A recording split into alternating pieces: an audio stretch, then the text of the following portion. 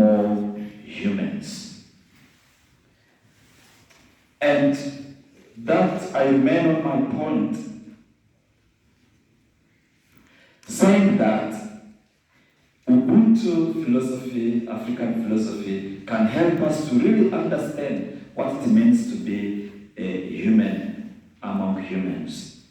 And there I bring in the Rwandan relational ontology, Umuntu and Ubumuntu.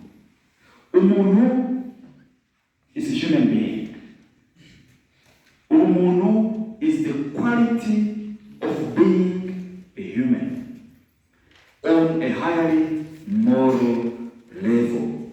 So, Rwandan philosophical thought deepens Ubuntu through the concepts of Umuntu, the human being as a relational entity, and Ubumuntu, ethical personhood as cultivated moral character. So, drawing on the work of Alex Kagame, Rwandan ontology emphasizes that being is always situated within linguistic, historical, and societal or communal structures. Umuntu names the human not as an isolated individual, but as a node within a web of relationships that includes family, ancestors, land, and the future generations. So when we talk about Umunu and Umunu, we are actually talking about the history.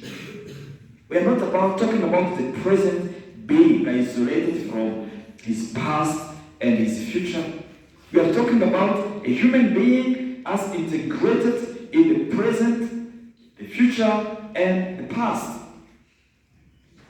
Umunu denotes the ethical realization of humanity through responsibility, humility, and care. So, in that case, Ubuntu is more aspirational and more fragile. So it must be continually enacted and can be damaged or lost through violence, through exclusion, through dehumanization. So, for instance, in the aftermath of conflicts and wars and whatever, people try to reconstruct, to rebuild Ubumuntu. Because this is actually a concept in becoming.